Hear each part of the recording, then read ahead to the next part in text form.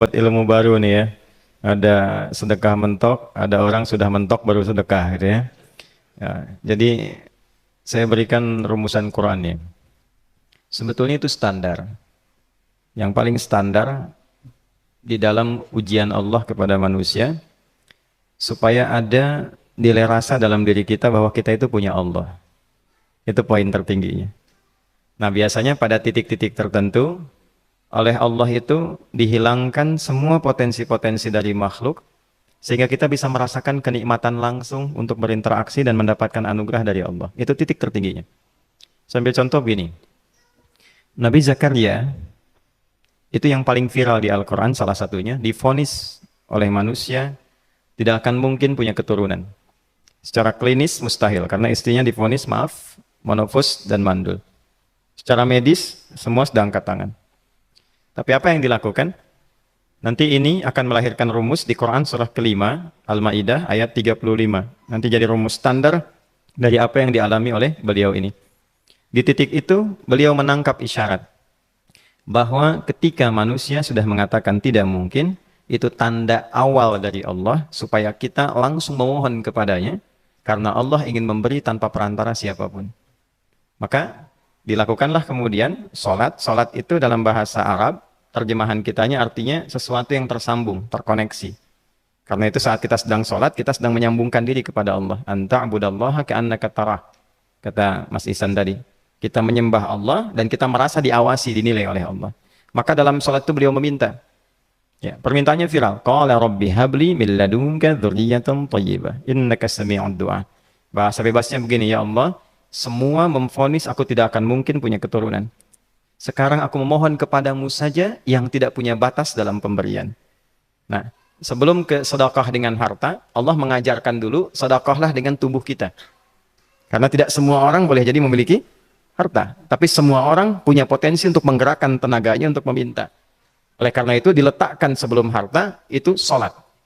Kenapa rukun Islam yang kedua sholat, selanjutnya zakat? Karena tidak semua orang bisa mengeluarkan harta. Kalau tidak ada satu pun mentok di harta, maka gunakan tubuh kita untuk menunaikan sholat. Itu rumus Nabi Zakaria. Maka beliau tunaikan di mihrabnya Maryam, minta ke Allah. Rumus kedua, sebut nama Allah, Asmaul Husna, sesuai kebutuhan kita. Jadi nggak harus 99. Misal, ini mau menuntut ilmu, sekolah, sebut ya Allah ya Alim, pemilik ilmu. Ada persoalan rizki yang ingin kita dapatkan, ya Allah ya Razak. Ada proyek, ada kegiatan yang kira-kira tantangannya tidak mudah, ya Allah ya Al-Fattah.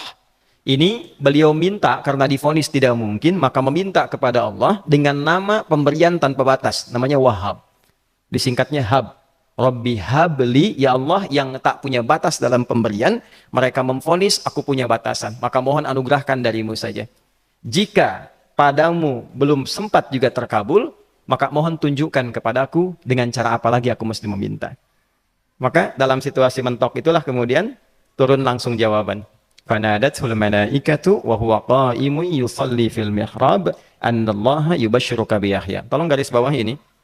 Orang-orang yang langsung memiliki kesadaran saat di titik paling krusial, terendah, dan kita merasa tidak punya apa-apa, lalu ada kesadaran kita punya Allah, dan meminta, itu seketika nggak ada sekat. Langsung dijawab. Seketika. Nah, karena itu, biasanya di momen tertentu, setiap kita itu pasti mengalami peristiwa itu. Apapun bentuknya. Nah, itu kalau sudah sampai ke situ, itu kode. Jadi di Islam itu nggak ada pesimis. Ya, tidak ada pesimis. Dan jangan pernah melarutkan diri pada sebuah vonis. Sudah, ini nggak mungkin. Nggak akan dikabulkan. Nah, itu jebakan setan. Karena declare pertama iblis, ketika melakukan kesalahan, itu kalimatnya jelas. Ana khairum minhu, khalaqtani min narin, wa khalaqtahu ya, min tin. Saya lebih hebat, lebih bagus, Allah nggak mungkin, sudah. Nggak mungkin ada ampunan lagi. Jadi, diteruskan kesimpulan ini karena nggak mungkin katanya diampuni, ya sudah bermaksiat saja. Karena nggak mungkin dikabul, ya sudah pesimis saja. Padahal di titik itu Allah sedang membuka, temukan kata itu, temukan hubungan itu, minta itu tanpa sekat. Maka seketika malaikat turun menyampaikan doamu dijawab. Itu sedang berdiri, baru selesai doa, belum selesai sholat, belum salam. Turun malaikat mengatakan, Allah kasih kabar, kamu akan punya anak, langsung namanya dari Allah Yahya. Jadi Yahya itu pemberian Allah. Ya, pemberian Allah. Yahya artinya hidup. yang mustahil menurut manusia. Lahir seorang bayi dari rahim perempuan yang divonis menopause dan mandul, kata Allah, jadi dan hidup. Nah, rumus itu nanti terus dialami oleh para nabi, puncaknya di era Nabi Muhammad SAW, nanti melahirkan panduan di Quran surah 5 ayat 35. Ya ayyuhalladzina amanu ittaqullaha wabtaghu ilaihil wasilah. Perhatikan kalimatnya dengan detail ya. Hei semua orang yang masih merasa punya iman. Tuh iman kita disentuh. Jadi kalau mengalami persoalan di titik nadir, terendah, itu yang disoal oleh Allah imannya dulu. Kamu masih punya iman nggak? Orang beriman nggak mungkin pesimis. Orang beriman nggak akan putus asa. Orang beriman nggak akan bunuh diri. Imannya ditanya dulu. Katanya kau beriman, iman kamu di mana? Kalau masih punya iman, kata Allah, ini ujian dari saya, supaya kamu nyebut saya. Katanya ingin mendekat, kata Allah kan? Ittaqullah, nah ini rumusnya. Wabtaghu ilaihil wasilah. Kalau engkau pengen cepat dapat solusi, maka aku berikan perangkat untuk cepat mengabulkan doamu itu. Perangkat itulah disebut dengan takwa. Nah, takwa itu ada urutan. 240 kali disebutkan dalam Al-Quran, dibagi pada 3 segmen. Segmen ibadah ritual, segmen ibadah sosial, satu lagi segmen rumah tangga. Ya, karena itu tinggal cari aja di ibadah ritual, misalnya sholat, bangun tahajud malam, minta sama Allah, dekatkan diri kita. Salah satu kasusnya Nabi Zakaria. Ya, itu poin yang pertama. Yang kedua nanti ada maliyah sosial, itu yang tadi dipraktikkan, sedekah dengan harta. Ya, tidak harus banyak, yang penting Allah minta apa, ikhtiarkan, nggak akan dilihat berapapun nilainya. Yang dilihat itu ada nggak kemampuan mengimplementasikan imannya, itu poinnya. Titik itu, ya. Yang ketiga nanti di keluarga. Urutan pertama orang tua.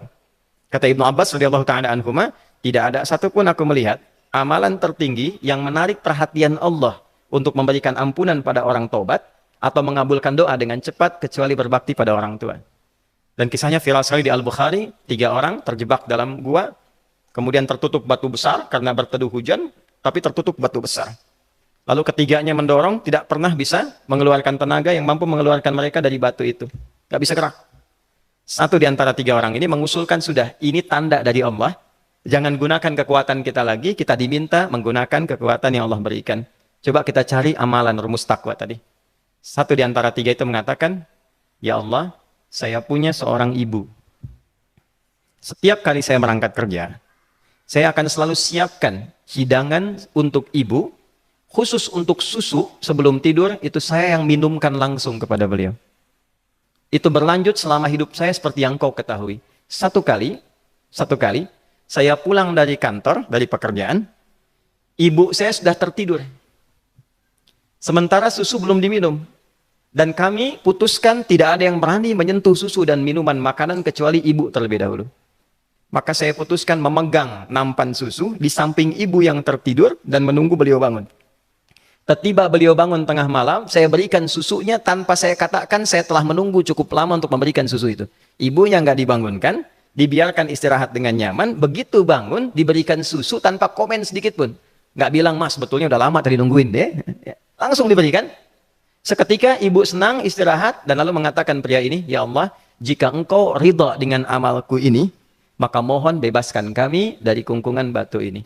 Lalu ketiganya berikhtiar mendorong, yang tadinya tidak punya kekuatan, seketika batu itu menggelinding dan membebaskan 3 orang itu.